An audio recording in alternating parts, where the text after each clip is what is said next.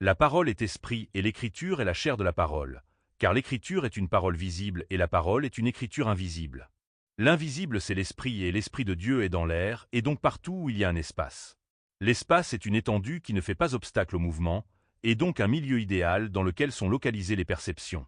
La perception est une réunion de sensations en images mentales. Nous percevons la parole grâce au sens de l'ouïe, et nous pouvons imaginer la parole via l'esprit mental. Avant de parler, vous pensez et formulez les mots que vous allez dire en un millième de seconde, ce qui vous donne l'impression de parler d'une manière spontanée et non de la manière d'un possédé. Le possédé ne parle pas de lui-même comme le prophète Mohammed qui récitait le Coran sans l'avoir ni lu, ni connu avant sa création. Tu, Muhammad, n'es pas, par la grâce de ton Seigneur un possédé, mais un illuminé, car tu parles d'une manière aveugle de choses que tu n'as pas apprises mais qui te sont descendues dans ton esprit. L'esprit des hommes est similaire à leurs paroles, car chacun a reçu la parole émanante qui est le don de Jésus-Christ. Avant que la parole ne fût, le langage employé par Dieu était le langage des signes, des mimiques et de la télépathie. La télépathie est la transmission de pensées ou d'informations entre deux esprits sans utiliser de sens connu, ce qui la place dans la catégorie des perceptions extrasensorielles. Vu que Dieu était seul sans intermédiaire, il ne pouvait pas se comprendre lui-même sans langage, et tout était calme comme dans la mer du Calm Belt. C'est le désir qui apporta vie, dans son cas ce fut un désir de parler, le désir de parler suscita l'émergence du Christ. Jean 16. Je suis sorti du Père, quoique je rende témoignage de moi-même, mon témoignage est vrai, car je sais d'où je suis venu et où je vais. Mais vous, vous ne savez d'où je viens ni où je vais, je suis venu dans le monde, maintenant je quitte le monde, et je vais au Père. Jésus, qui savait que le Père avait remis toutes choses entre ses mains, qu'il était venu de Dieu, et qu'il s'en allait à Dieu, dit « Maintenant je m'en vais vers celui qui m'a envoyé, et aucun de vous me demande « Où vas-tu » ?» Ses disciples lui répondirent « Maintenant nous savons que tu sais toutes choses, et que tu n'as pas besoin que personne t'interroge. C'est pourquoi nous croyons que tu es sorti de Dieu. » Jésus émergea de Dieu par le bon vouloir de Dieu, Jésus fut une nécessité pour Dieu, car la création provient de la parole et les sens proviennent de l'esprit. C'est par la sensation d'un vouloir besogneux que le Père désira la parole qu'est le Fils, car en lui, Jésus la parole, ont été créées toutes les choses qui sont dans les cieux et sur la terre, les visibles et les invisibles, trône, dignité, domination, autorité. Tout a été créé par le biais de Jésus et pour Jésus, il est avant toute chose, et toute chose subsiste en lui. Il est la tête du corps de l'Église, il est le commencement, le premier-né d'entre les morts, afin d'être en tout le premier. N'est-ce pas là un Dieu, un Fils à l'image du Père? En récompense, Dieu a voulu que toute plénitude habitât en Jésus, il a voulu par lui réconcilier tout avec lui-même, tant ce qui est sur la terre que ce qui est dans les cieux, en faisant la paix par Jésus-Christ notre Sauveur, par le sacrifice du sang de sa croix. Il est l'image du Dieu invisible, le premier-né de toute la création.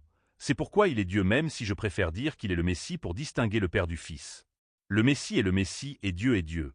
Ce sont des titres pour dissocier le Père du Fils. Sinon qui est Dieu? Comment interprétez-vous Dieu? Et quelle définition donnez-vous à Dieu? Pour moi Dieu est avant tout le Père. Car si nous parlons de création, Dieu a utilisé le Messie pour créer le monde, c'est pourquoi le monde est à l'image du Fils mais façonné par le Père. Ça revient à dire que Dieu est le sculpteur, mais que le Messie est la matière que Dieu a utilisée pour sculpter, en combiner le Père et le Fils sont Dieu dans vos termes. Si je prends la définition de Dieu sur Google, on me dit « Dieu est l'être éternel, les anges, le Père, le Fils et le Saint-Esprit sont éternels. Dieu est unique, la spécificité du mot unique c'est qu'il peut vouloir dire spécial. Néo du film Matrix est unique parce qu'il est une singularité particulière et spéciale. Nous sommes tous singuliers et uniques en notre genre, nous sommes donc tous uns dans l'humanité au même niveau qu'ils sont uns dans la divinité trinitaire. L'union est une unité comme elle est une singularité, l'union est une liaison comme un couple qui ne forme qu'un dans leurs enfants, l'union est une réunion qui aboutit à la formation d'un seul tout, ce qui est la définition même de l'unité, l'union est le processus ou le lien qui fait qu'une pluralité devient un ensemble de cohérence, donc une unité par définition. Une personne unique forme une unité. L'unité est le chiffre 1 qu'on associe à un ensemble égal, on parle d'unité pour Dieu car dans son ensemble Dieu forme l'unité divine qui est trinitaire. On parle d'unité dans l'humanité car ensemble dans l'unité l'humanité ne fait qu'un, la désignation de l'humanité ne fait qu'un, et la désignation de la divinité ne fait qu'un. N'est-il pas écrit dans votre loi que vous êtes des dieux? Psaume 82. Vous êtes des dieux, vous êtes tous des fils du Très-Haut, car vous êtes tous sans exception l'habitacle du Saint-Esprit. Le Saint-Esprit vous habite. C'est ce qui fait de vous non seulement des hommes comme le Fils de l'homme, mais également des dieux de la troisième personne de la Sainte Trinité.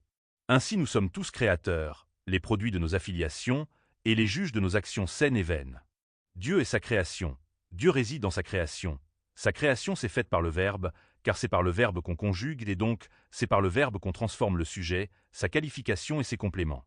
Le Verbe est transcendant, Dieu l'a fait de peu inférieur à Dieu, et Dieu l'a couronné de gloire et de magnificence. Qu'est-ce que l'homme, pour que Dieu se souvienne de lui? Et le Fils de l'homme, pour que Dieu prenne garde à lui. Dieu lui a donné la domination sur les œuvres de ses mains, Dieu a tout mis sous ses pieds. Dieu se tient dans l'assemblée de Dieu, il juge au milieu des dieux. Une personne perceptible parle par intuition, il a le sentiment et la conviction de ce qui n'existe pas encore, mais qui pourrait exister par le biais de sa parole, et donc de l'idée qu'il propose. La parole est spirituelle. C'est la preuve que vous êtes esprit avant d'être chair. La parole n'est pas quelque chose de chimique mais de psychique. La science explique la parole par le décodage du cerveau, mais le cerveau n'est que l'organe de l'esprit comme la foi est l'organe de la foi. Vous êtes à la fois chimique et biologique, organique et parodique, parole et esprit, c'est le voile qui voile tout, c'est le voile qui cache tout, et c'est le voile qui vous empêche de savoir. Moi je dévoile ma vérité au voilé, comme je dévoile l'étendue de mon savoir, j'ôte le voile du pécheur qui ne sait pas qu'il a péché, je dis aux savants qu'ils sont sages.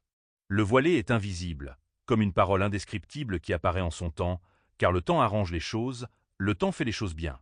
Le Fils fait comme bon lui semble, s'il veut faire de l'humanité des dieux ou des divinités il le fera, car le monde doit lui correspondre. Par exemple, si j'imagine que vous êtes un chien, non seulement mon imagination la produit, mais le produit que vous êtes en tant que divinité vous permettra de devenir un chien. Ainsi je façonne le monde à mon image, et le monde en tant que mon répondant se transformera, et deviendra ce que je souhaite car le pouvoir réside également dans le monde. Ainsi je suis comme le Dieu unique et vous êtes mon pouvoir. Je vous commanderai et vous m'exaucerez par le don de Dieu qui vous habite. Je vous le dis en vérité, Dieu réside dans l'homme, dans sa nature terrestre et céleste, car rien n'est impossible à Dieu. Dieu m'exauce à travers vous ce qui fait de moi le roi et vous êtes mon trésor, ma loi, mon eau, ma vitalité, ma correspondance. Le trésor n'est pas fini ni délimité par le temps, le trésor existe en tout temps et évolue selon le bon vouloir du Fils de Dieu.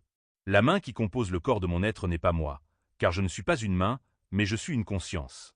La main est en ce sens comme la cuillère de l'oracle dans le film Matrix, la cuillère n'existe pas, ma main qui me compose n'existe pas, car je ne suis que conscience.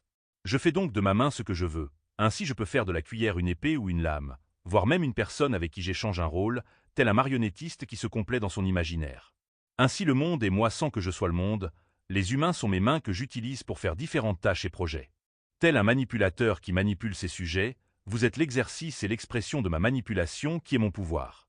Ainsi le manipulé est le pouvoir expressif du manipulateur. Le manipulé est le pouvoir visible du manipulateur, car les fils du manipulateur sont invisibles en tant que technique d'emprise qu'on appelle le gaslighting.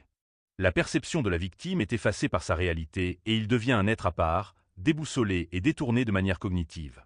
Mon corps n'existe pas car je ne suis que conscience, et Dieu me dira, fais comme bon te semble, élu. La parole est esprit et non pas des cordes vocales qui sont comme des instruments de musique.